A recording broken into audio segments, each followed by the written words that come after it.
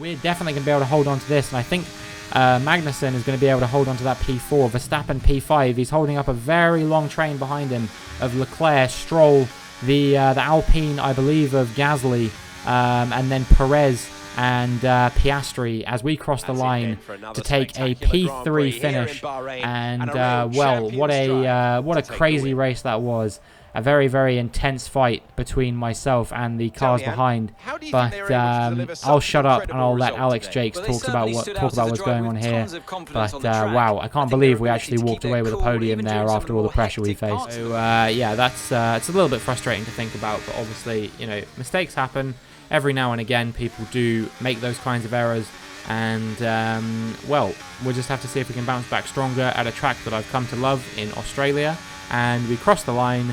Take P11, and that is the end of that one. So yeah, that is the Saudi Arabian Grand Prix, and hopefully we'll come back stronger in Australia and continue a strong run of form. Yeah, in terms of having two 11th place finishes in a row, it's just you know, me thinking that we were tantalizingly close to the points. However, you know, we did have a DNF from both Gasly and one of the Ferraris, I believe, last race, and then a DNF from Piastri in this race. So we did have an opportunity to take advantage of those, but it wasn't enough, and we are going to cross the line to take P11 for the second race in a row, and hopefully we can improve back to the points in China. But this race, we were nowhere near scoring points. There didn't look like an opportunity where we were ever going to be in contention for scoring points here.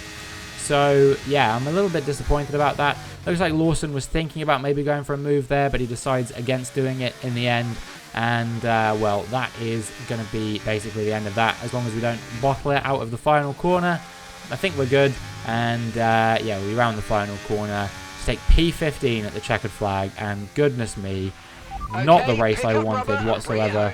You know, Miami is a strong track for me at the best of times. We do have some upgrades coming on for that. So I can only hope that things go a lot better when we make it to Miami. We just can't quite seem to beat him at the moment. We need to develop further. I actually think I'm probably going to lose this rivalry unless he has a DNF. And if I have a DNF, I'm just screwed. It's just completely over. But yeah, unfortunately, not quite the points that we were gunning for. But either way, we showed a bit more promise this race compared to previous races. And we're going to round the final corner to take P12. So, I mean, this is good, right? I would say it's realistic. The pace of our car, according to the Performance Index, is actually the pace of our car when it comes to race day, which you know, is a bit of a rarity sometimes. So I can't be too upset about it. We just need to keep developing the car. You know, we've got a lot of upgrades coming on for the Canadian Grand Prix, so I'm hoping that will go well. But as we round the final corner, it is only going to be P12. The points were just not on the board for us today, unfortunately. I just didn't have the pace. Even when at one point I was in P2, we just couldn't seem to make it work. So that's fine. And yeah, next up is Monaco, and maybe if we can get another strong qualifying, maybe there's a chance for us to get some points there. Yeah, as Norris heads home Piastri to make it a McLaren 1-2, we have done an absolutely stellar job of defending here today. You know, in a time when it's not really possible for our car to even be scoring points, we have gone one further than that, and we've managed to get our car up onto the podium. And as we come on the run to the line, we're going to take a hard-fought P3 here at the Monaco Grand Prix. Yes, you know, Bottas tried his hardest to get onto the podium there, but he couldn't quite do it. Well, it means that we are back on track to try and grab that 100 points by the end of the season, and maybe, just maybe, we can still do it. Yeah, I'm just going to have to push on my absolute maximum while being very careful on the tyres to make sure I don't get any oversteer or anything like that, and we'll see whether Magnussen can make this move. But I feel like if I lose one position, I'm just going to start losing all of them. It's going to be Magnussen and Norris who are directly behind us, so hopefully it shouldn't be any lower than P5. But disaster, absolute disaster has struck. One lap before the end of the race, the engine has given up. You know, they couldn't just let me have it. They couldn't let me just try and push to the end on a worn-out engine component. They unfortunately have said that it is critical, and we are going to be pulling over to the side of the road. And yeah, this is absolutely gutting for us. I can't believe that. Less than 2 laps to go to the end of the race. We would have been nailed on for sort of P3, P4, P5 at the worst, I reckon. Maybe with that engine problem, it would have been like P6. But still, you know, that's 10 points, 8 points, something like that we're not getting anymore. That would have been so critical for our chances in this championship. And I am absolutely devastated by that, because it's only going to have a knock-on effect towards the end of the season and potentially hamper our development. I'm just absolutely devastated, and hopefully we can bounce back from that sooner rather than later. And as we move into the final sector of the final lap, Max Verstappen wins the sprint as Leclerc leads home Bottas, and that's the sprint podium there. Magnussen piles a little bit of pressure on me, and yeah, that is going to be the end of that as we round the final corner, across the line. And it's P6 in the sprint, 3 hard-earned points, and yeah, hopefully we can build on that and maybe try and score a few more points in the race itself. Sergio Perez grabbing driver of the day there, and yeah, hopefully we can have a good one. But yeah, we did a good job of defending here. We kept the cars at bay. I don't think Kevin Magnussen is going to pile any more pressure on us now. We just about managed to withstand the sort of pressure he was trying to mount, which wasn't that impressive, to be honest. But as we burn the battery to the line, we're going to cross it, take P8, and that is 4 hard-earned points for us today. So yeah, we don't beat both Alpines, and crucially, we don't beat Ocon, my rival, which is who I really would have wanted to have beaten. But we do pick up some good points. We continue making our way up the order, and all's well that ends well. Race to forget for a lot of these teams, I think, and for us included, as Dennis Hauger has now been overtaken by basically everyone who's going to overtake him. He's down into P12. It's still a solid result for him, don't get me wrong. Definitely the strategy worked into his hands. He made up more positions than he probably would have done if he hadn't put it under the safety car. But, you know, given that he was in P5, I was kind of hoping he might be able to hold on to the points. But I guess it's reassuring to know that I'm not the only one who was struggling to find pace to keep faster cars behind in this Jaguar today. So as we go through the Vale chicane, round the final few corners, we are eventually going to cross the line to take P14. And, well, what is it with me and getting pole position and then finishing P14, huh? You know, if I had a nickel for every time that happened, it would be 2 nickels, which isn't a lot, but it's very strange that it happened twice. We'll see if we can get ahead of Hulkenberg before the end of the race. It seems like we have the pace on him. Maybe not so much through the corners, but yeah, we'll see whether we can or not. He's going very slowly through this corner, and we're going to go for a bit of an opportunistic move up the inside at the final corner. We make so much contact with him. Very illegal move. If I was Hulkenberg, I would be very pissed off about that. But, you know, the game let us get away with it, so we're going to cross the line to take P12, is that? No, P13, okay, I think. Yeah, P13. Hauger P12, and, well, just a big blunder from myself at the end there. I don't think we would have scored points anyway, so I'm not too upset about it.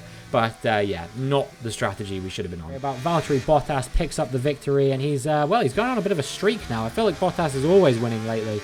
He's doing a pretty good job. I know Norris won in France, but, you know, Bottas has really taken up the mantra of maybe the star driver at Mercedes, because Russell's kind of been absent recently.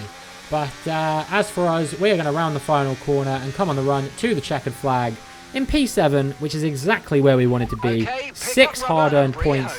And maybe there still exists a chance of us meeting this sponsorship obligation. But there is going to be a lot more work to do on the road to 100 points, and we're going to have to be up to the task if we want any chance of making that objective. Every time I touch the steering wheel, it's an argument, a lover's quarrel between myself and the car. And yeah, you can see I almost lost it through Blanchimont there. Just super sketchy. Definitely, if this has gone on for a few laps, I think I would have lost out to Lance Stroll. You can see I can't even make the braking zones at this point. The brakes are just too cold. And yeah, somehow we are going to hold on to this P11. We're going to cross the line. And yeah, hopefully that is a position from which we can fight in the Grand Prix proper. But we didn't quite meet that top 10 that we were hoping for. So yeah, a little bit disappointing perhaps. But we do get driver of the day for our troubles. So yeah, we must have done something right there. And we'll see what we can do when we make our way into the Grand Prix. You know, he did have that lock-up, of course, but I still think he's going to have quite a lot of pace. He is in a Ferrari, and maybe he's held on to his battery better than me. You can see he's gaining and gaining and gaining on me on the run to Blanchimont at the moment, but we should have a little bit more pace through Blanchimont. I typically do compared to the AI, and indeed you can see that we've gapped him just a tiny bit. He does maybe look for a little bit of a move. We were just briefly alongside one another, but I think we're going to be able to hold on to this. It's not going to be a big margin in it, but we do hold on to P9, and that is 2 hard-earned points here in the Belgian Grand Prix. What a crazy race that was! What an absolutely wild race, and yeah, I'm happy to grab just a couple points from this one, and hopefully we can get a strong result in the following race in Zandvoort. As Valtteri Bottas has won the Grand Prix, he leads home in Mercedes 1-2 with Verstappen picking up the podium there. But as we make our way around the final corner, we've got one more DRS zone to keep Hauger behind. Obviously, you've seen before the start-finish line, I have been overtaken by cars. So I'm going to have to do everything I can, burn as much of this battery. It's going to be super close. I think the gap was less than a tenth there. For another Grand Prix. Sergio Perez ends up claiming the victory here. And then it was Oscar Piastri in P2 and Verstappen taking P3. You can see who the next couple of positions are going to go to on the sort of driver time tracker leaderboard thing. And yeah, after Bottas and Gasly cross the line, we are going to round the final corner, and nothing is going to stop us. Leclerc did catch us up a little bit, but we crossed the line, and we're going to take P6, and that is 8 hard-earned points here in Monza. A really strong result for us, and I am very, very happy with that. That is going to do wonders for our chances of getting to that 100-point tally by the end of the season. Only 8 races to go. We're still going to need a magnanimous effort. But we're managing to keep Magnussen behind quite comfortably here, and we're just going to see if we can close down Ocon. I think it might be too late now, as we're still sort of 7 or 8 tenths behind him as we get into the last real overtaking opportunity, but we brake really late and we sail straight into the back of Esteban Ocon, and we actually spin him round there, and I don't know how I haven't been penalised for that, but somehow I haven't. Okay, and well, I mean, I guess I technically did make the overtake, but what's even funnier than that is that I actually pushed him out of the way. Even burning all this battery, Leclerc is not able to catch us, and we should be absolutely fine. Just the final chicane, unless he gets us on the line now, we should be absolutely fine. And we round the final few corners, and I think it is going to be a victory here at the Japanese Grand Prix. Our first win of the season, thank God. I didn't quite have the pace to catch Gasly on this occasion. You know, he wasn't super fast compared to us, but obviously we're still nursing that floor damage. We have been for all 10 laps. So any lack of pace this time I can just attribute to the floor damage. And yeah, we did pretty well to fight our way back through the field and make our way back into P13 after that impromptu pit stop. And we crossed the line to take P13. And yeah, pretty solid result from us, all things considered. And hopefully we can work our way back into the points in the Grand Prix tomorrow, since he overtook us. So maybe, just maybe, we might be able to get back past him with the DRS and burning some battery and something like that. But yeah, we're not suddenly looking quite as strong as we were. It seems like the tyres have just gone off a little bit. And to make matters worse, our engine's blown up. So yeah, I guess that's the end of things. I would love to say that we deserved that, but well, you may remember in the previous race that I did say that we were maybe a little bit overdue one of these, and perhaps you could consider that to be a little bit of a jinx. We've accidentally taken out George Russell. Nothing I could do there. The AI had already taken control of my car. What that does mean is that Dennis Hauger has been promoted up into P9 with only a few laps to go, so we'll see whether he managed to score a point or two in this race. Perhaps he's going to be the one that saves us from complete humiliation. But yeah, George Russell, unfortunate for him. In the end, that means if you consider the contact we had with Verstappen in the sprint as well, we've medalled in the race of both of the championship protagonists here. So yeah, a really, really tough race. We managed to make our way from P13 to P5, so we can't be too disappointed with this, regardless of what happens from this point onwards.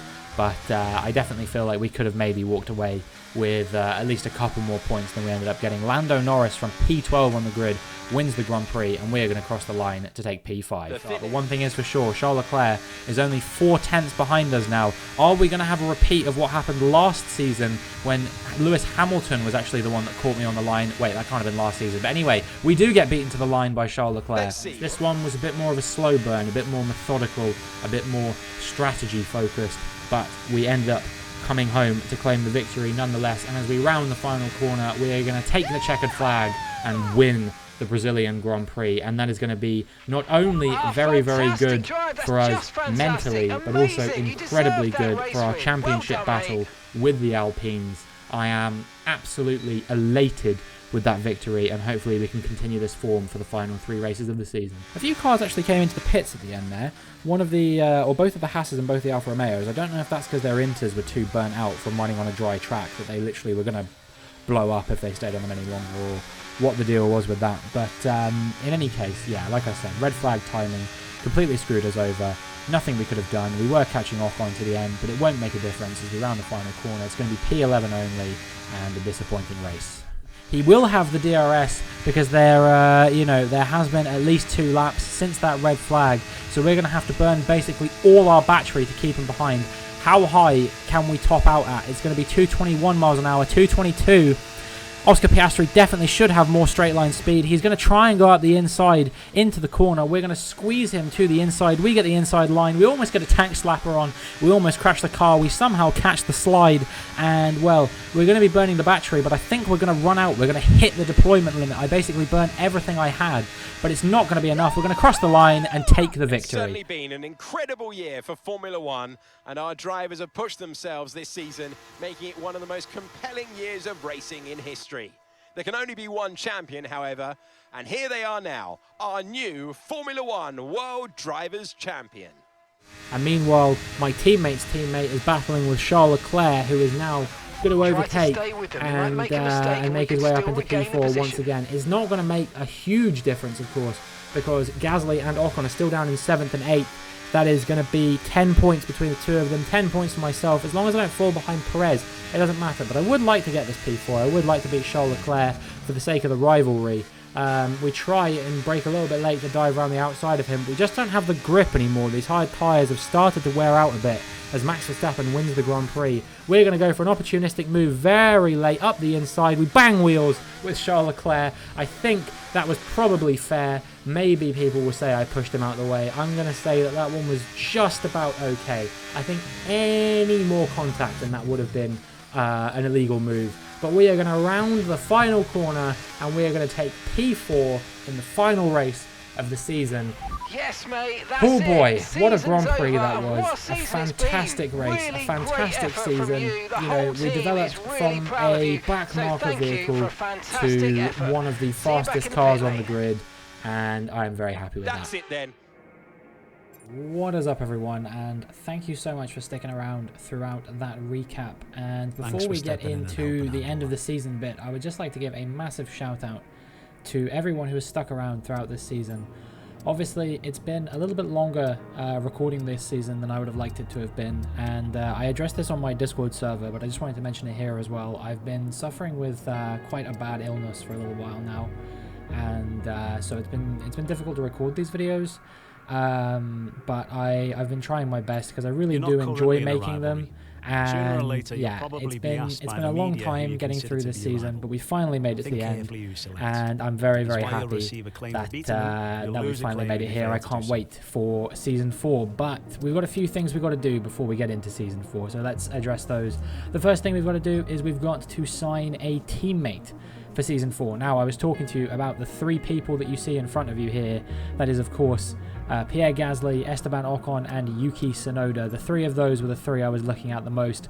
And whilst Yuki Tsunoda is the lowest rated of the 3, he is nonetheless the one that I am the most strongly considering, because I do like the idea of taking someone who has experience driving in backmarker teams and bringing them to the front of the field and seeing if they're able to compete. Obviously, Gasly and Ocon, they're both race winners, and neither of them have been in a truly top team. But, you know, in the Alpine, both of them have been contending for wins and podiums this season on multiple occasions. So, yeah, Tsunoda hasn't really had a chance to sip any of that. And, well, he's not going to, because he has rejected my approach. He thinks that we should have at least Spec 2 personnel facility, and, well, we would have given that to him basically immediately as soon as he came into the team, but he's rejected our approach, and so we instantly move on to Esteban Ocon, who I am going to try and tempt away from one of our closest rivals and see how much they ask for him. And, you know, it's a bit of a back and forth in the negotiation war. I'm just putting in small bid after small bid, but they keep raising me, whether it's by a small or a large amount. They keep bringing it back, and eventually we lose out in the auction to them. They were prepared to take us for all we were worth on that occasion, and so we lose out on Esteban Ocon on this occasion, but that's okay.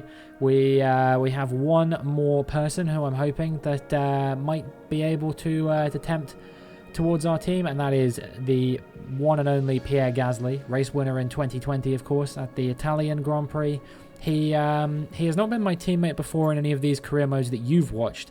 However, in my 2020 my team career mode that I did just sort of personally before I was making these kinds of videos, I had him as my teammate, and he, to date, I would say is probably the best teammate I've had. Really, really fun season. You know, me and him were racing back and forth pretty much every single race, but well, unfortunately that's not going to happen either, because once again Alpine have outbid me for their drivers. So well, I guess we know what the Alpine lineup is going to look like next season, but that kind of leaves me in a bit of a difficult situation, because I was not really anticipating that I would be here. I was looking at some other drivers, potentially thinking about Nico Hülkenberg as someone I might be able to tempt towards the team. Pretty much everyone else from this point downwards, I was kind of like, I'm not really that interested in, until I got to Felipe Drugovich, and I was thinking to myself, this guy actually looks pretty strong. He looks like a very solid driver. Probably better than Hauger, to be honest. Yes, Hauger's got a bit of a boost to some of his stats because of our personnel facility, but generally speaking, I feel like Drugovich would be a stronger candidate for being in the team. But I was very, very clear before about the fact that I wanted an experienced driver in my team now.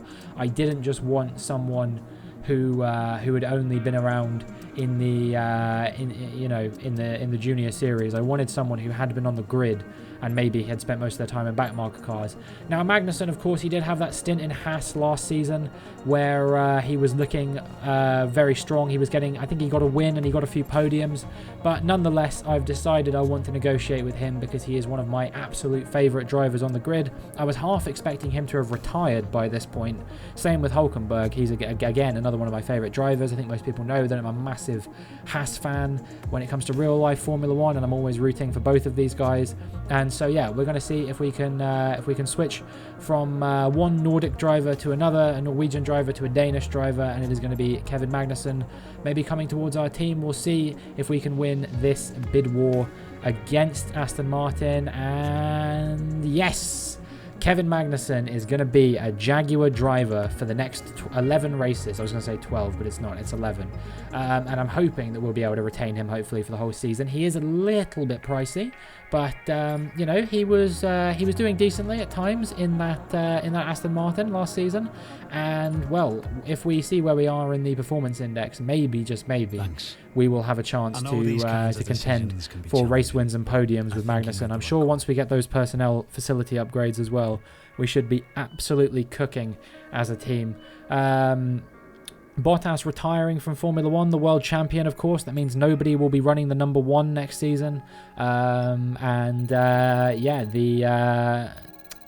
the world champion will not be returning to defend his title. He has retired from Mercedes. This will trigger a little bit of a silly season, especially with me changing to Kevin Magnussen as well. There will be at least 3 teams changing their driver lineups. There's at least one that isn't at all, and that's Alpine, of course. We know because we tried to sign both of their drivers. We got $19 million for the sponsorship objective and the P6 championship finish, so I'm very happy with that. Obviously, you can see here Kevin Magnussen, 138 points. He had a pretty strong season, finishing 9th in the championship. So yeah, I'm hoping that coming over to Jaguar, he'll be able to continue that even more. But now it is time for us to have a little bit more of a look forward to Season 4, what we've got in store for Season 4. And, well, the first thing, of course, is the calendar. Azerbaijan, Spain, and what was the other one missing? Qatar return to the calendar. And Las Vegas, Saudi Arabia, and one more that it will be the Netherlands are disappearing from the calendar. we are going to be signing a new title sponsor. We're going to be moving away from Compass. I feel like we have a little bit loftier ambitions for this season, and we're going to be aiming for 3rd or better in the Constructors Championship with DSB Optics.